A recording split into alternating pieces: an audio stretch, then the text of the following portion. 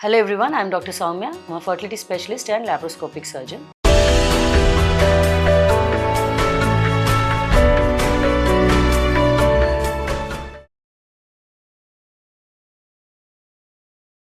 ఈరోజు ఓపీకి ఒక పేషెంట్ వచ్చారు. వాళ్ళకి 7 years అనమాట, పెళ్ళై 7 years ఇప్పటిదాకా ఒక్కసారి కూడా వాళ్ళు కన్సీవ్ అవ్వలేదు. 3-4 డిఫరెంట్ హాస్పిటల్స్కి తిరిగారు. సో వాళ్ళు ఈరోజు మా దగ్గర ట్రీట్మెంట్కి వచ్చారు. వాళ్ళ ఫైల్ నేను చూసినప్పుడు వాళ్ళకి 3 cycles అంటే లాస్ట్ వాళ్ళు విజిట్ చేసిన హాస్పిటల్లో 3 cycles న్యాచురల్గా ట్రై చేశారు అండ్ 2 cycles IUI చేశారు. సో వీళ్ళు ఈ 5 cycles అయినా కూడా వాళ్ళు కన్సీవ్ అవ్వలేదు. సో నేను చూసినప్పుడు నాకు అర్థమైంది ఏంటంటే వాళ్ళకి డే 2 హార్మోన్స్ అనేది ఇన్ని సైకిల్స్ ఫెయిల్ అవుతున్నా ఒక్కసారి కూడా డే 2 రోజు వాళ్ళ follicular stimulating hormone and LH hormone అనేది బ్యాలెన్స్డ్గా ఉన్నాయా లేదా, ఎందుకు న్యాచురల్ సైకిల్స్ ఫెయిల్ అవుతున్నాయి, ఎందుకు IUI ఫెయిల్ అయింది అనేది ఒక్కసారి కూడా హార్మోన్స్ అనేది టెస్ట్ చేయాలి. రెండవది, IUIకి వెళ్ళే ముందు కంపల్సరీ మనం న్యాచురల్ ఫెయిల్ అయ్యి IUIకి వెళ్ళే ముందు ట్యూబ్ అనేది ఓపెన్గా ఉందా లేదా అనేది చూసుకోవాలి. వాళ్ళకి ట్యూబ్ టెస్ట్ కూడా చేయలేదు. మూడవది ఏంటంటే కనీసము ట్రీట్మెంట్ 1 month నుంచి 1 monthకి ట్రీట్మెంట్ కూడా ఏమాత్రం చేంజ్ చేయలేదు. సో మనం న్యాచురల్ సైకిల్లో లెట్రోజోల్ అనే ట్యాబ్లెట్ పెట్టి ఎగ్ డెవలప్మెంట్కి ట్రై చేస్తాము.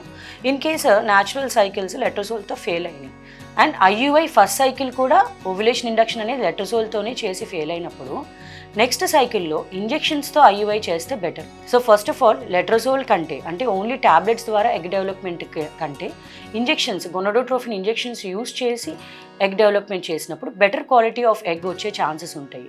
సో యూజువల్గా ఒక IUI ఫెయిల్ అయ్యి సెకండ్ IUIకి వెళ్ళినప్పుడు మేము రికమెండ్ చేసేది ఏంటంటే go for a gonadotrophin cycle and IUI which gives better results. రెండవది అదే నేను ఇందాక చెప్పింది ట్యూబ్ టెస్ట్. కంపల్సరీ IUI చేయించుకునే ముందు ట్యూబ్ టెస్ట్ చేయించుకోవాలి. ఎందుకంటే IUI అయినా న్యాచురల్ అయినా ఎంబ్రియో ఫామ్ అవుతుంది ట్యూబ్లోనే. సో ఖచ్చితంగా ట్యూబ్ టెస్ట్ అనేది చేయించుకోవాలి. అండ్ నేను ఇందాక చెప్పినట్టు వాళ్ళకి హార్మోన్స్ అనేవి టెస్ట్ చేయలేదు. సో యూజువల్గా IUI అంటే ఏంటి, మనం ఫాలికల్ డెవలప్మెంట్ చూసుకొని ఎగ్ రిలీజ్ అయ్యే టైంకి స్పర్మ్స్ ఓన్లీ యూట్రస్ లోపల పెడుతున్నాం. సో ఎంబ్రియో అనేది దానంతట అదే ట్యూబ్లో ఫామ్ అవ్వాలి.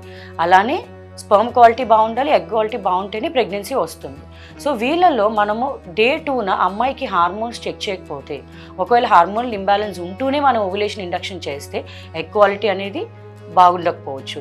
ట్యూబ్స్ బ్లాక్ అయితే ఖచ్చితంగా బేబీ ఫామ్ అవ్వదు, ప్రెగ్నెన్సీ రాదు.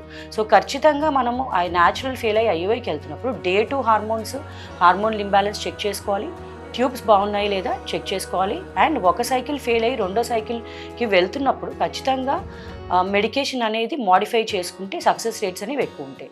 సో యూజువల్గా ఈ ఫాల్ట్ ఎక్కడ జరుగుతుందంటే మనము 100-150 ఓపీ ఉన్న సెంటర్స్కి వెళ్ళినప్పుడు, అంటే నేను సెంటర్స్ని కామెంట్ చేయట్లేదు, every infertility patient is different.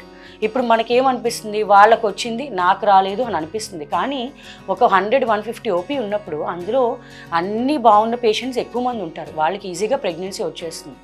మనం ఎవరికి ఎక్కువ టైం స్పెండ్ చేయాలి అంటే ప్రాబ్లం ఉన్న వాళ్ళకి.